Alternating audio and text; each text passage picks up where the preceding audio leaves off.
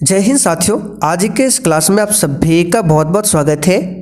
तो साथियों, बिहार पुलिस सिपाही की नई भर्ती 2025 के लिए आज आप लोगों के लिए साइंस से 30 प्रश्नों का एक छोटा सा टेस्ट लेकर आए हैं। तो साथियों, आप लोग पूरा टेस्ट को ध्यान से लगाइए और 30 प्रश्न में से आप कितने क्वेश्चन सही कर पाते हैं ये आपको सेशन के लास्ट में कमेंट करके बताना है। और साथियों, वैसे भी साइंस में आपका टोटल लगभग 20 से 21 क्लास हो चुका है। अगर आपका छूटा हुआ है तो इसके लिए अलग से प्लेलिस्ट बना हुआ है, आप लोग चैनल के प्लेलिस्ट में जाइए, वहाँ पर आपको सभी वीडियो मिल जाएगा। और जो पूछ रहे थे कि बिहार पुलिस बैच के बारे में जानना है, तो देखिए ये पूरा बैच है, कोर्स में क्या क्या मिलेगा यहाँ पर डिटेल में लिखा हुआ है। अगर इस पर वीडियो आपको चाहिए तो यहाँ ऊपर देखिए वीडियो का लिंक मिल रहा होगा, इस पर क्लिक करके बैच के बारे में सभी जानकारी ले सकते हैं। ये व्हाट्सअप नंबर दिया हुआ है, इस पर भी मैसेज कीजिए, आपको जानकारी मिल जाएगा। तो चलिए इसी के साथ आज के सेशन को स्टार्ट करते हैं। तो देखिए आज का पहला क्वेश्चन है, आर्द्रता किस उपकरण से नापी जाती है? चलिए बताइए क्वेश्चन 1 के लिए आंसर क्या होगा। ये क्वेश्चन आपका साइंस क्लास में हो चुका है, तो जो रेगुलर क्लास करते हैं बिल्कुल आराम से आंसर बता सकते हैं। तो यहाँ पर इस क्वेश्चन का आंसर क्या होगा, आर्द्रता किस उपकरण से मापी जाती है, फटाफट से बताइए। और देखिए जो भी साथी चैनल पर पहली बार आए हैं, बिहार पुलिस के लिए आप लोग क्लास टाइमिंग को नोट कर लीजिए। साइंस के लिए प्रैक्टिस सेट आपको डेली शाम 7:30 बजे मिलेगा, मिक्स प्रैक्टिस सेट रात 8 बजे। मिक्स प्रैक्टिस सेट में आपको history, polity, geography, economics, Hindi, व्याकरण ये सब मिल जाएगा, ठीक है। तो आर्द्रता जो है ये किस उपकरण से मापी जाती है, इसका आंसर होगा हाइग्रोमीटर से। एक पूछा जाता है सापेक्षिक घनत्व। सापेक्षिक घनत्व ये किससे मापा जाता है, तो ये हाइड्रोमीटर से मापा जाता है। पायरोमीटर से क्या मापा जाता है, तो उच्च तापमान को मापा जाता है। लैक्टोमीटर से दूध की शुद्धता मापी जाती है। ये सब आपका क्लास में हो चुका है। दाब की इकाई क्या है? सोच समझकर आंसर कीजिएगा और 30 प्रश्न में से आपका प्रयास होना चाहिए कम से कम 20+ प्रश्न सही करने का। तो दाब का एसआई मात्रक पास्कल होता है। क्या होता है? पास्कल। लेकिन ऑप्शन में तो पास्कल नहीं है, लेकिन दाब बराबर एक सूत्र भी होता है, बल बटे क्षेत्रफल। क्या होता है? बल बटे क्षेत्रफल। तो बल का एसआई मात्रक न्यूटन होता है, क्षेत्रफल का मीटर स्क्वायर। ये हम कई बार बता चुके हैं। तो इसको लिख सकते हैं न्यूटन प्रति मीटर स्क्वायर, या फिर इसको लिख सकते हैं न्यूटन मीटर पर पावर -2। इस तरह से लिखिए या फिर इस तरह से। तो न्यूटन प्रति मीटर स्क्वायर किस में है देख सकते हैं, न्यूटन, और मीटर स्क्वायर को बोला जाता है हिंदी में वर्ग मीटर। तो ए ऑप्शन में यहाँ पर दिया हुआ है। चलिए आगे बढ़ते हैं। एक परमाणु के केंद्र का धनावेशित हिस्सा क्या कहलाता है? तो एक परमाणु के केंद्र का धनावेशित हिस्सा जो कहलाता है वो कहलाता है प्रोटॉन। परमाणु के अंदर प्रोटॉन, न्यूट्रॉन, इलेक्ट्रॉन होता है। इलेक्ट्रॉन पर माइनस चार्ज होता है, न्यूट्रॉन आवेशहीन होता है, प्रोटॉन पर प्लस होता है। तो यही वाला पूछा जा रहा है। आगे देखिए, सही कथन को चुनिए। चलिए बताइए इसका आंसर क्या होगा। और साथियों, अगर आपको इस बार बिहार पुलिस में 100% सिलेक्शन चाहिए तो आपको जमकर तैयारी करना होगा। और जो पीछे हमने बैच बताया है, देर मत कीजिए, फटाफट से जाकर आप लोग इस बैच को ले सकते हैं। बैच में आपको सब कुछ मिल जाएगा, क्लास का PDF, क्लास का नोट्स, क्वेश्चन बैंक, सब कुछ मिल जाएगा, ठीक है। तो सही कथन को चुनना है, ये भी क्लास में हम करा चुके हैं। यहाँ पर देखिए बोला गया है, लाल प्रकाश का तरंग दैर्घ्य बैंगनी प्रकाश से कम होता है। बिल्कुल गलत है। लाल प्रकाश का तरंग दैर्घ्य सबसे अधिक होता है। लाल प्रकाश का तरंग दैर्घ्य बैंगनी प्रकाश से ज़्यादा होता है, बिल्कुल सही है। बैंगनी प्रकाश का तरंग दैर्घ्य हरे प्रकाश से ज़्यादा होता है, ये तो गलत है। बैंगनी प्रकाश का तरंग दैर्घ्य पीले प्रकाश से ज़्यादा होता है, सभी गलत है। यहाँ पर केवल आंसर हो जाएगा बी वाला, ठीक है। क्या हो जाएगा आंसर? बी वाला। लाल प्रकाश का तरंग दैर्घ्य बैंगनी प्रकाश से ज़्यादा है। निम्नलिखित में से कौन सी अदिश राशि है? बताइए इसका आंसर क्या होगा। तो एक होता है अदिश राशि, एक होता है सदिश राशि। तो यहाँ पर दाब क्या है? अदिश राशि है। बाकी बल, वेग, त्वरण ये क्या है? सदिश राशि है। निम्नलिखित में से किस राशि का मात्रक नहीं होता है? ये क्वेश्चन एक बार एग्जाम में आया था, इसको डायरेक्ट याद रखिएगा। विकृति का कोई भी मात्रक नहीं होता है। बाकी दाब का पास्कल, बल का न्यूटन आप सभी जानते हैं, बल का सीजीएस पूछे डाइन होता है। 2G स्पेक्ट्रम में अक्षर बड़ी जी किस शब्द के लिए प्रयुक्त है? आज क्वेश्चन का ज़्यादा डिस्कस नहीं होगा क्योंकि ये टेस्ट है, क्वेश्चन डिस्कशन के साथ पढ़ना है, तो क्लास देखिए। तो 2G स्पेक्ट्रम में बड़ी जी जो है ये जनरेशन के लिए आता है। टेलीस्कोप की खोज किस वैज्ञानिक ने की थी? यहाँ पे आपको डिटेल में बता देते, जैसे 5G है इसका मतलब 5th जनरेशन, 4G मतलब 4th जनरेशन, उसी प्रकार यहाँ पे 2G स्पेक्ट्रम में G का मतलब जनरेशन होता है। तो टेलीस्कोप की खोज ये भी एग्जाम में आ चुका है, गैलीलियो ने किया था टेलीस्कोप की खोज। यहाँ पर डी ऑप्शन आपका सही जवाब है, ध्यान रखिएगा। हम्फ्री डेवी ने सेफ्टी लैंप का आविष्कार किया था। जेम्स वाट ने भाप इंजन का आविष्कार किया था। क्रोमेटोग्राफी की तकनीक का प्रयोग कहाँ पर होता है? यह क्वेश्चन बीपीएससी में पूछा हुआ क्वेश्चन है, ठीक है, और बीपीएससी का पूछा हुआ क्वेश्चन भी बिहार पुलिस में कभी कभी आता है। तो क्रोमेटोग्राफी तकनीक का प्रयोग होता है एक मिश्रण से पदार्थों को अलग करने में, यानी कोई मिश्रण है उससे पदार्थ को अलग करने में क्रोमेटोग्राफी तकनीक का इस्तेमाल होता है, ध्यान रखिएगा। पदार्थ के संवेग और वेग के अनुपात से कौन सी भौतिक राशि प्राप्त की जाती है?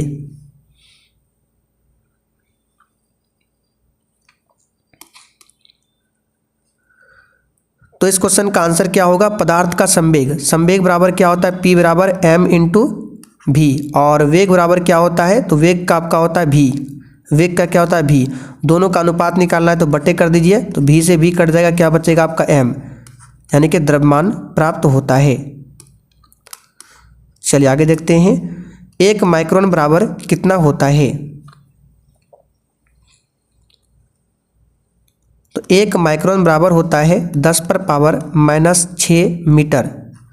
ऑप्शन तो मिलीमीटर में है, तो मीटर को बदलना पड़ेगा किस में? पहले सेंटीमीटर में, फिर मिलीमीटर में।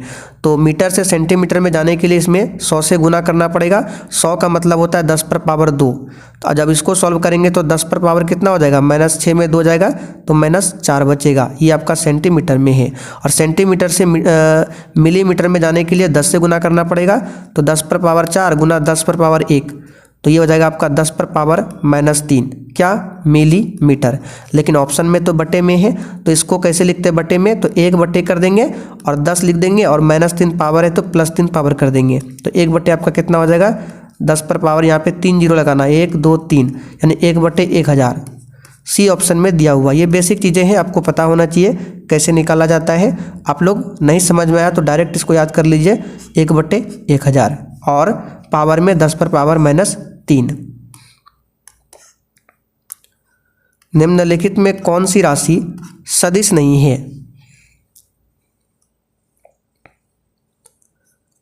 ऊर्जा ये सदिश नहीं है, बाकी बल, वेग, विस्थापन, त्वरण क्या है? सदिश है। लोलक की कालावधि किस पर निर्भर करती है? देखिए क्वेश्चन फिर से आ गया, और कई बार हम क्लास में बता चुके हैं। लोलक का जो टाइम पीरियड निकाला जाता है टी का मान, इसके लिए फॉर्मूला हमने बताया है 2π × L/G। तो बताइए किस पर निर्भर करेगा? ऑप्शन देखें तो द्रव्यमान के ऊपर, कहीं है द्रव्यमान इसमें m लिखा हुआ? नहीं, तो ये तो नहीं होगा। लंबाई के ऊपर, बिल्कुल, यहाँ पे देखिए L है, तो लंबाई के ऊपर T निर्भर करता है। समय के ऊपर कहीं पर यहाँ पे देखिए T है? नहीं है, तो ये भी गलत हो जाएगा। इस T का मतलब होता है कालावधि, ठीक है, ये T देखना है। तापक्रम कहीं है? नहीं है, तो कोई भी ऑप्शन नहीं होगा, केवल बी होगा। 1 किलोमीटर दूरी का मतलब क्या है? ये बिल्कुल हलवा क्वेश्चन है, इसका आंसर हो जाएगा 1000 मीटर। चलिए, इस सदी की शुरुआत में हवाई जहाज का आविष्कार किसने किया था?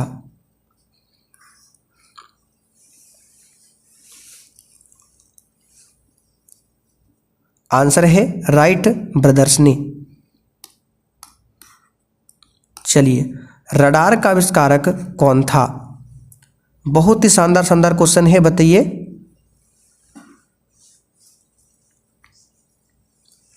आंसर है रॉबर्ट वाटसन वाट। इन्होंने रडार का आविष्कार किया था, इस बात को ध्यान रखिएगा, ठीक है। ऑप्शन के अकॉर्डिंग देना है, रॉबर्ट वाटसन वाट। आगे बढ़ते हैं। कॉस्मिक किरणें क्या है? वेरी वेरी इंपॉर्टेंट क्वेश्चन है। आंसर है एक प्रकार का आवेशित कण होता है कॉस्मिक किरणें। यहां पर ए ऑप्शन सही है। गॉड पार्टिकल क्या है? आंसर है हिग्स बोसॉन। यहां पर बी ऑप्शन आपका राइट आंसर है। जब क्लास में बताएंगे तो पूरा डिटेल में समझाएंगे, अभी आपको केवल ध्यान रखना है। एक ठोस के सीधे गैस में परिवर्तन को क्या कहते हैं? मान लीजिए कोई ठोस है, वो बिना द्रव में बदले डायरेक्ट गैस में बदलता है, इसी को बोला जाता है ऊर्ध्वापातन की प्रक्रिया। और इसका एग्जाम्पल है कर्पूर। यानी कपूर को जब आप गर्म करेंगे तो बिना द्रव में बदले डायरेक्ट वो गैस में भाप बनकर उड़ जाता है, तो कपूर ऊर्ध्वापातन ये उदाहरण है। 37 डिग्री सेल्सियस का मान फ़ारेनहाइट में क्या होगा? तो इसको निकालने के लिए हमने आपको फॉर्मूला भी बताया था क्लास में। चलिए जब आपको क्लास में बताएंगे फिर से फॉर्मूला बता देंगे। तो इसको निकालने के लिए फॉर्मूला होता है, तो यहाँ पर इसका आंसर हो जाएगा आपका कौन सा? ये हो जाएगा आपका बी वाला 98.6 डिग्री फ़ारेनहाइट। अच्छा, मनुष्य के शरीर का जो समान तापमान होता है सेल्सियस में वो 37 डिग्री सेल्सियस ही होता है। फ़ारेनहाइट में पूछे तो 98.6 डिग्री फ़ारेनहाइट होता है। कभी कभी मिलेगा आपको 98.4 डिग्री, तो लगभग में है। और केल्विन में पूछे तो 310 केल्विन होता है। यानी कि 37 degree Celsius, 98.6 degree Fahrenheit, 310 kelvin, तीनों आपस में बराबर होता है। तो इस हिसाब से यहाँ पर इसका आंसर बी होना चाहिए, बी वाला। बल किसका गुणनफल होता है? बल यानी कि फोर्स, M/A।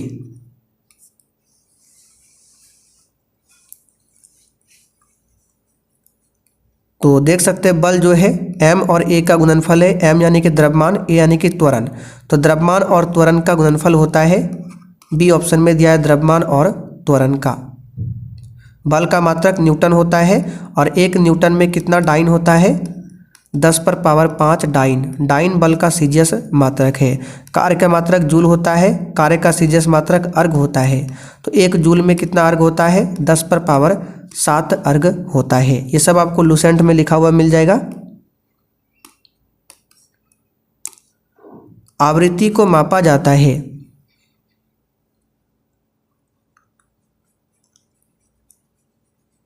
तो आवृत्ति यानी फ्रीक्वेंसी को मापा जाता है हर्ट्ज में। किस में मापा जाता है? हर्ट्ज में। विद्युत शक्ति की इकाई क्या है?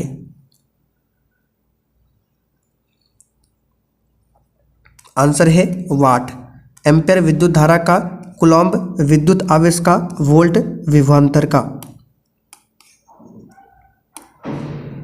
निम्न तत्वों में से किसमें न्यूट्रॉन नहीं होता है?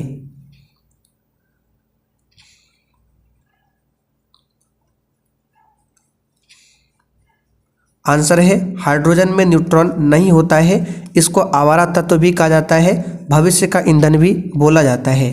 हाइड्रोजन के कितने समस्थानिक है ये हम बता चुके हैं और नोट्स में भी आपको लिखा हुआ मिल जाएगा, 3 समस्थानिक।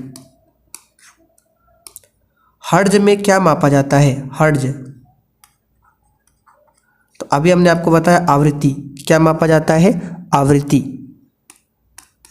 चलिए, घड़ी में प्रयोग होने वाले क्वार्ट्ज क्रिस्टल किसके बने होते हैं?